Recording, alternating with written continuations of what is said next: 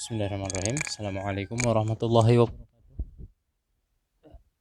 Alhamdulillah wassalatu wassalamu ala Rasulillah wa ala alihi wa ashabihi wa man tabi'ahum bi ihsanin ila yaumil din. Amma ba'd. Ya, para santri sekalian rahimakumullah, kelas 11 yang dimuliakan Allah Subhanahu wa taala. Kita lanjutkan pelajaran pendidikan kewarganegaraan ya. Untuk kelas 11 kita sampai ke pertemuan yang ke-11 membahas tentang sistem peradilan Indonesia bagian yang pertama. Ya, pembahasan yang pertama adalah sistem peradilan di Indonesia. Nah, mencermati sistem peradilan yang ada di Indonesia, sistem peradilan itu apa sih? Sistem peradilan merupakan suatu keseluruhan komponen peradilan nasional. Ya, pihak dalam proses peradilan, hierarki kelembagaan, maupun aspek prosedural yang lain. Nah, tujuannya apa? Tujuannya untuk mewujudkan keadilan hukum dengan memfungsikan setiap komponennya dengan baik.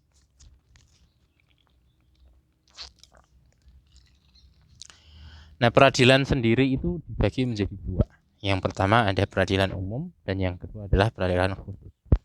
Peradilan umum ya, bagi rakyat yang umumnya itu baik dari segi hukum perdata maupun hukum pidana. Kemarin ini sudah kita jelaskan.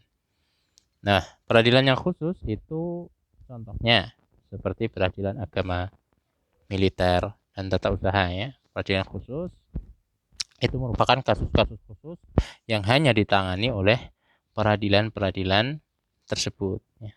Kasus pernikahan, peradilan umum nggak bisa untuk mengurusi hukum pernikahan. Yang bisa adalah peradilan agama. Misalnya juga tentang peradilan kesalahan oleh seorang anggota militer, maka ia akan masuk di peradilan militer, bukan di peradilan umum dan sebagainya. Lembaga peradilan adalah alat pertahanan negara yang bertugas mempertahankan tetap tegaknya hukum di Indonesia. Proses peradilan hukum dan lembaga yang menegakkan disebut peradilan atau pengadilan. Tutup.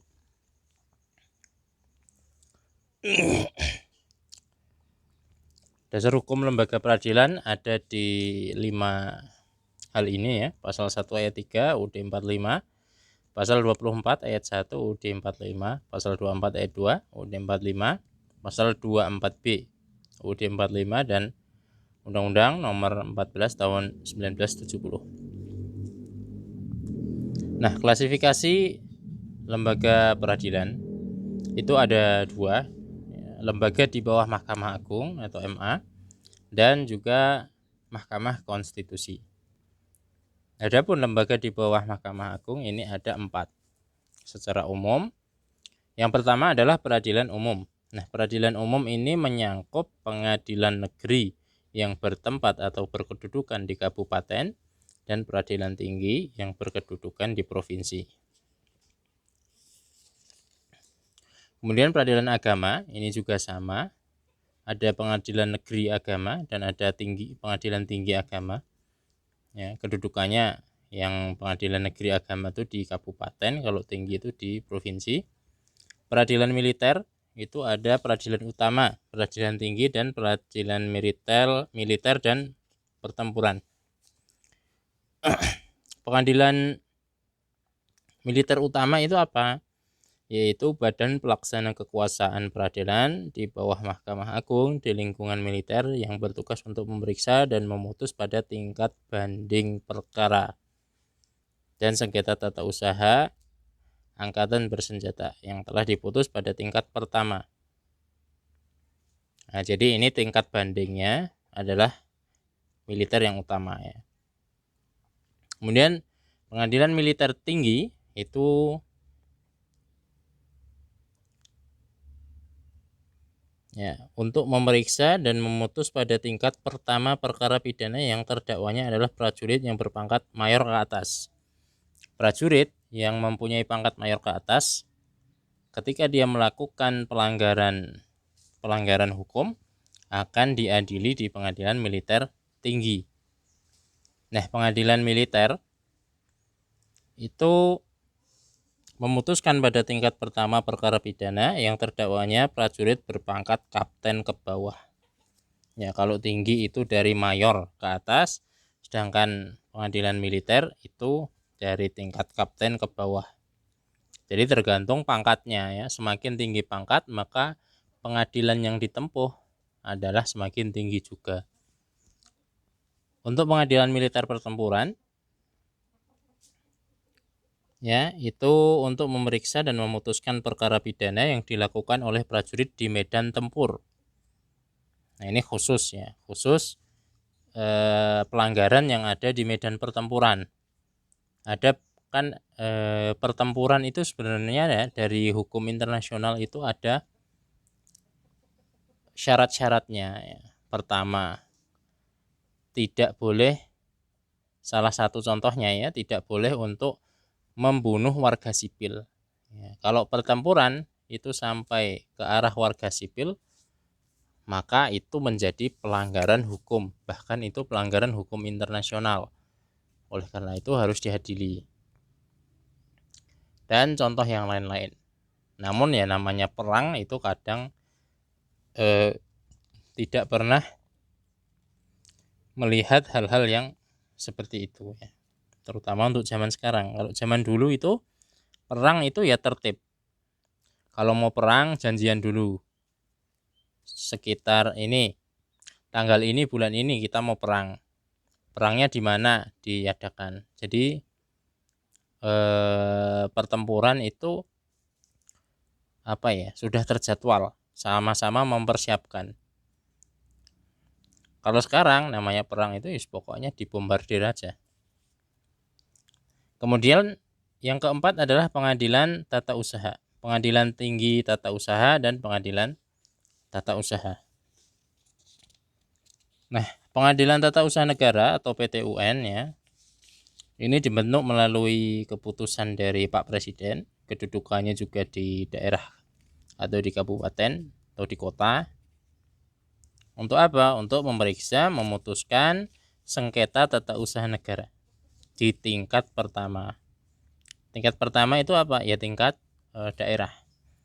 Kalau pengadilan tinggi tata usaha negara, PTTUN ya, double T.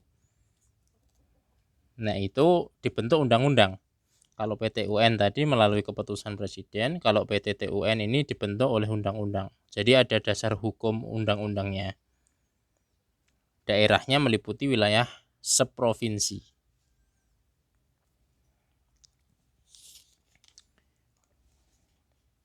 Kemudian Mahkamah Konstitusi atau MK. Mahkamah Konstitusi. Peranan Mahkamah Konstitusi ini ada 4. Pertama, menguji UU terhadap UUD. Undang-undang itu sebelum disahkan dia harus diuji dulu. Mengujinya dengan UUD, dengan Undang-Undang Dasar. Itu dilakukan oleh MK ini. Nah, peran yang kedua, memutus sengketa kewenangan lembaga negara yang kewenangannya diberikan oleh UUD. Ya, ketika lembaga negara itu melakukan pelanggaran atau ada sengketa, yang bisa memutuskan adalah MK ini. Jadi MK ini pengadilan tingkat tinggi. Nah, lembaga.